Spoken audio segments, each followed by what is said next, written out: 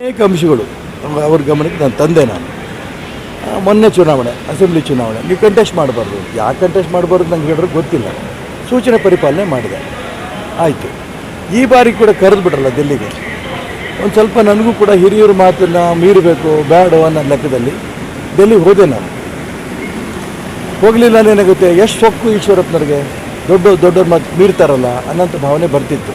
ನಾನು ಅದಕ್ಕೋಸ್ಕರ ಡೆಲ್ಲಿಗೆ ಹೋದೆ. ಭಗವಂತ ನನ್ನ ಜೊತೆಗಿದ್ದಾನೆ ಅದಕ್ಕೆ ಸಾಕ್ಷಿ. ನನಗೆ ಅಮಿತ್ ಶಾ ಭೇಟಿ ಆಗಲಿಲ್ಲ. ಯಾಕೆ ಆಗಲಿಲ್ಲ ಅಂತ ನನಗನ್ಸಿದ್ದು ಅಂದರೆ, ನಾನು ಅನೇಕ ಪ್ರಶ್ನೆಗಳು ಅವ್ರ ಮುಂದೆ ಇಟ್ಟಿದ್ನಲ್ಲ, ಇದಕ್ಕೆ ಅವ್ರು ಉತ್ತರ ಕೊಡೋದು ಕಷ್ಟ ಆಗುತ್ತೆ ಅನ್ನೋಂಥ ಲೆಕ್ಕದಲ್ಲಿ ಅವ್ರು ನನಗೆ ಭೇಟಿ ಆಗಲಿಲ್ಲ. ಅದರ ಅರ್ಥ ಅಲ್ಲ, ಅವರೇ ಭೇಟಿಗೆ ಅವಕಾಶ ಕೊಡಲಿಲ್ಲ, ನೀವು ಹಂಗೆ ಅವ್ರು ಕೊಡಲಿಲ್ಲ.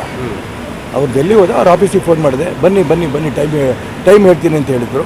ಕೊನೆಗೆ ಅವ್ರ ಆಫೀಸಿಂದ ಇಲ್ಲ ನೀವು ಭೇಟಿ ಮಾಡೋದು ಬೇಡ ಅಂತ ಹೇಳಿದ್ದಾರೆ. ಒಳ್ಳೆಯದಾಯ್ತು, ಅದು ಒಳ್ಳೆಯದೇ ಆಯ್ತು ನನಗೆ.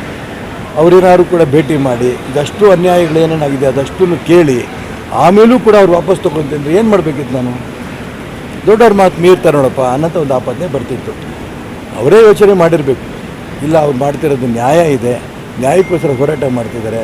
ನಾವೊಂದು ಕಡೆ ಹೆಂಗೋ ನ್ಯಾಷನಲ್ BJP ಹೋರಾಟ ಮಾಡ್ತಿದ್ದೀವೋ, ಕರ್ನಾಟಕ ರಾಜ್ಯದ ಭಾರತೀಯ ಜನತಾ ಪಾರ್ಟಿಯಲ್ಲಿ ಆಗ್ತಿರೋಂಥ ಅನ್ಯಾಯದ ವಿರುದ್ಧ ಅವ್ರು ಹೋರಾಟ ಮಾಡ್ತಿದ್ದಾರೆ, ಸರಿ ಇರ್ಬೋದು ಅನ್ನೋಂಥ ಭಾವನೆ ಅವರು ಅನೇಕರ ಹತ್ರ ಮಾತಾಡಿ ಈ ತೀರ್ಮಾನ ತೊಗೊಂಡಿರ್ಬೋದು.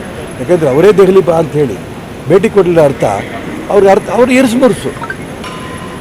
ಒಂದು ಕುಟುಂಬದ ವಿರುದ್ಧ ನಾವು ಹೋರಾಟ ಮಾಡ್ತೀವಿ ಕಾಂಗ್ರೆಸ್ ವಿರುದ್ಧ ಅಂದಾಗ, ಕರ್ನಾಟಕ ರಾಜ್ಯದಲ್ಲಿ ಕಾಂಗ್ರೆಸ್ ಸಂಸ್ಕೃತಿ ಅದೇ ಕುಟುಂಬ ರಾಜಕಾರಣ ಇದೆಯಲ್ಲ, ಯಡಿಯೂರಪ್ಪ ಅವ್ರ ಮಕ್ಕಳದ್ದು ಇದೆಯಲ್ಲ, ಈ ರೀತಿ ಅನೇಕ ಅಂಶ ನಾನೇನು ಪ್ರಸ್ತಾಪ ಮಾಡಿದೆ. ಇದು ಯಾವುದಕ್ಕೂ ಉತ್ತರ ಕೊಡೋದು ಕಷ್ಟ ಆಗುತ್ತೆ ಅಂತ ಅವ್ರು ಭೇಟಿ ಮಾಡಿಲ್ಲ. ನನಗೆ ಅದಕ್ಕೋಸ್ಕರ ಭಗವಂತ ಇದ್ದಾನೆ ಅಂತ. ದೊಡ್ಡವ್ರ ಮಾತು ಮೀರಲಿಲ್ಲ, ಅವ್ರು ಕರೆದ್ರು ಅಂತ ಡೆಲ್ಲಿಗೆ ಹೋದೆ. ಅವ್ರು ಸಿಗಲಿಲ್ಲ ಅಂತ ಅರ್ಥ ಏನು? ನೀನು ಹೋಗಿ ವಾಪಸ್ ಶಿವಮೊಗ್ಗಕ್ಕೆ ಚುನಾವಣೆ ಸ್ಪರ್ಧೆ ಮಾಡು ಅಂತ ಹೇಳ್ದಂಗೆ ಅದು. ಹಾಗಾಗಿ ನಾನು ಚುನಾವಣೆ ಸ್ಪರ್ಧೆ ಮಾಡೋದಕ್ಕೆ ಈ ದೆಹಲಿಯ ಯಾತ್ರೆ ನನಗೊಂದು ಭಗವಂತ ಕೊಟ್ಟಂಥ ವರ ಅಂತ ಭಾವಿಸ್ತೀನಿ. ನಾನು ಚುನಾವಣೆ ಸ್ಪರ್ಧೆ ಮಾಡ್ತೀನಿ. 12ನೇ ತಾರೀಕು ಶಿವಮೊಗ್ಗದಲ್ಲಿ ರಾಮಣ್ಣ ಶೆಟ್ಟಿ ಪಾರ್ಕಿಂದ ಬೆಳಗ್ಗೆ 10 ಗಂಟೆಗೆ ದೊಡ್ಡ ಮೆರವಣಿಗೆ ಹೊರಡ್ತೀವಿ ನಾವು. ಆ ಮೆರವಣಿಗೆ ಹೋಗಿ ನಾಮಿನೇಷನ್. ಅಲ್ಲಿ ಜನಬೆಂಬಲ ಹೇಗಿದೆ ಸರ್? ಅಲ್ಲಿ ನೀವು ಬಂದು ನೋಡಿ ಗೊತ್ತಾಗುತ್ತೆ. ಎಲ್ಲರೂ ಹೇಳೋದು ಒಂದೇ, ಹಿಂದುತ್ವದ ಪರ ಹೋರಾಟ ಮಾಡ್ತಿದ್ದಾರೆ ಒಂದು, ಇವ್ರಿಗೆ ಅನ್ಯಾಯ ಆಗಿದೆ ಇನ್ನೊಂದು.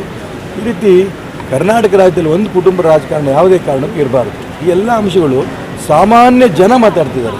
ನಾವಿನ್ನೂ ಹೋಗಿ ಸಾಮಾನ್ಯ ಜನರ ಹತ್ರ BJPನೋ ಕಾಂಗ್ರೆಸ್ಸೋ JDSಸೋ ಭೇಟಿ ಮಾಡೋಕ್ಕಾಗಿಲ್ಲ, ಮೂರು ಪಕ್ಷದವ್ರು ಭೇಟಿ ಮಾಡೋಕ್ಕಾಗಿಲ್ಲ. ಆದರೆ ಜನ ಮಾತಾಡೋಕ್ಕೆ ಶುರು ಮಾಡ್ಯಾರ, ನಾವು ಈಶ್ವರಪ್ಪನಿಗೆ ಭೇಟಿ ಮಾಡಬೇಕು ಅಂತ, ಅವ್ರು ಬೆಂಬಲ ಕೊಡಬೇಕು ಅಂತ. ಬರೀ ಭಾರತೀಯ ಜನತಾ ಪಾರ್ಟಿಯ ದೊಡ್ಡ ಗುಂಪು ನನ್ನ ಜೊತೆಗಿಲ್ಲ ಅಂತ ಅನ್ಕೋಬೇಡಿ, ತುಂಬ ದೊಡ್ಡ ಗುಂಪು ನಮ್ಮ ಜೊತೆಗಿದೆ. ಆದರೆ ಕಾಂಗ್ರೆಸ್ನವ್ರು ಹೇಳ್ತಾ ಇದ್ದಾರೆ, ಇಲ್ಲಿ ಡಂಬಿ ಕ್ಯಾಂಡಿಡೇಟ್ ಹಾಕೊಂಡ್ಬಂದಿದ್ದಾರೆ ಯಡಿಯೂರಪ್ಪನವರು, ಹಾಗಾಗಿ ನಾವು ನಿಮ್ಗೆ ಬೆಂಬಲ ಕೊಡ್ತೀವಿ. JDSನವರು ಹೇಳ್ತಾರೆ, ನಾವು ಬೆಂಬಲ ಕೊಡ್ತೀವಿ. ಈ ರೀತಿ ಅನೇಕ ವ್ಯಕ್ತಿಗಳು ಕಾಂಗ್ರೆಸ್ ಪಕ್ಷಾತೀತವಾಗಿ ನಾನು ಬೆಂಬಲ ಕೊಡ್ತಿರೋದು, ನಾನು 100% ಗೆಲ್ತೀನಿ ಅಂತ ವಿಶ್ವಾಸ ನನಗಿದೆ.